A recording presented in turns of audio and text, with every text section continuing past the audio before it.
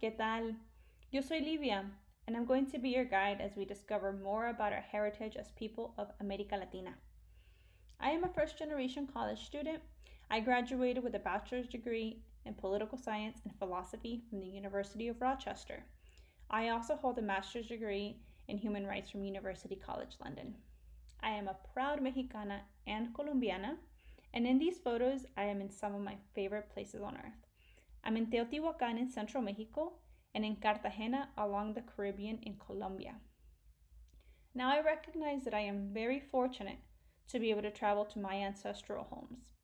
Not everyone in our community has this privilege, but all of us are America Latina, and we each carry a little bit of its magic and its beauty in our hearts. But that's enough about me. Let's talk about you. ¿Por qué estás aquí? Why are you here? I hope it's because you want to learn about yourself. In this video, we will briefly learn about the ancient Latin American history. And when I say brief, I mean brief, because there is too much good to fit into one short video. Before we begin, it's important to remember that Latin America and its people are diverse. We look, sound, think, love, and live very differently, but we all share similar histories, customs, y nuestro amor por el baile y la comida. If you've ever been to a quinceañera, you know what I mean. So are you ready? I hope you have your cafecito. Let's begin. We are kicking off with the Aztecs. The Aztecs, or the Mexica, as they refer to themselves, were the great civilization of Mesoamerica during the 15th and 16th centuries. Their Mesoamerican empire stretched from central Mexico all the way to Central America. They were skilled artisans and warriors, and their sculpture work indicates that they had advanced knowledge of anatomy.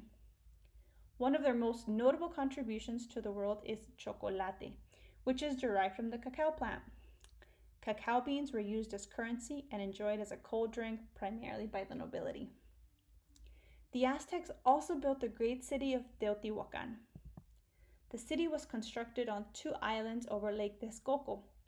The area was extended using Chinampas, an agricultural technique that allowed the Aztecs to create artificial islands. They literally built land on top of water. Isn't that amazing? And at its height, the city had more intricate waterways than Venice. Today, the city's ruins lie underneath Mexico City, but Chinampas are still used for agriculture in the Valley of Mexico. Let's talk about the Maya. The Maya thrived in the Yucatan Peninsula of Mexico for 1,000 years. That is 4 times the current age of the United States.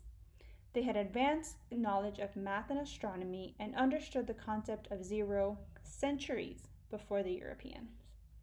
They also developed a very complex writing system with hundreds of unique signs. These were known as glyphs. These were in the form of humans, animals, supernatural objects, and abstract designs. These glyphs could express meaning or denote sounds. You can see a little sample of them on the right-hand corner of the screen. Their city-states were elaborate and included schools, libraries, hospitals, and religious temples.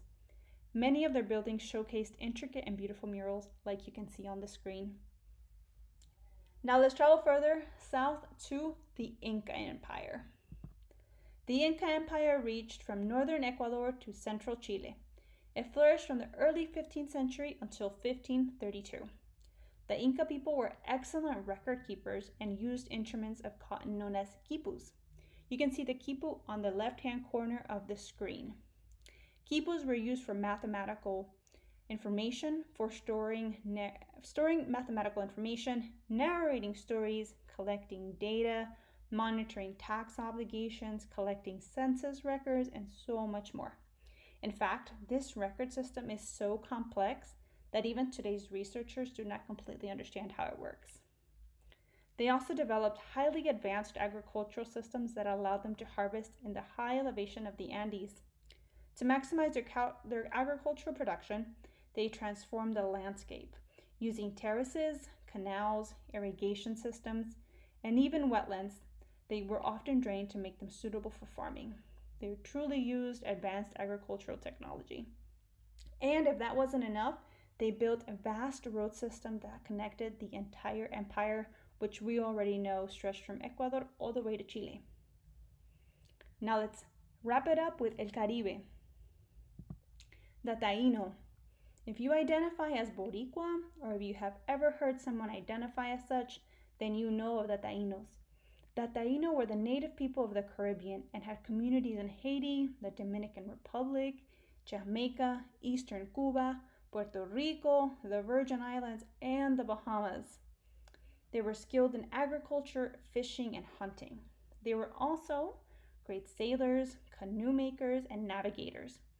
Many Taino techniques were copied by the Europeans, including the bohio, which is the straw hut, and the hamaca, the hammock, the maracas, and how to make cassava bread. Many Taino words persist in Puerto Rican vocabulary today. These include mani, ají, yuca, and mamey. How many of those do you know? I bet you know many more. So now that you know a little bit more about our collective roots, I want to close by saying that the patrimony of the Inca, the Maya, the Taino, the Aztec, and other Latin American people continue. So much of our culture, language, wealth, community, technology, and more was erased when the Spanish invaded our ancestral home hundreds of years ago.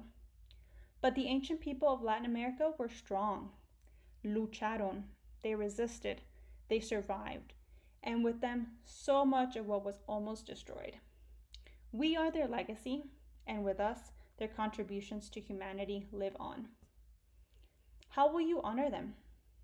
How will you continue their achievements in architecture, in science, math, agriculture, language, art, so much more? I know you're going to be great. But what will you become? Will you become an actor like Oscar Isaac, or a scientist and astronaut like Elena Ochoa? How about a Nobel laureate writer and journalist like Gabriel Garcia Marquez? Will you fight to make our world more equitable and just, like Sonia Sotomayor or Dolores Huerta? What about designing fashion for international runways like Oscar de la Renta? Share with us. We want to know. The Latin American Association, Emory University, and Georgia State University want to hear from you. Tell us how you will continue to honor our ancestors' legacy. You can do so by filling out the short Google form that's attached to this video. It'll be very brief and it'll take just a few moments, and you'll be able to see your submission on Lasso's Instagram.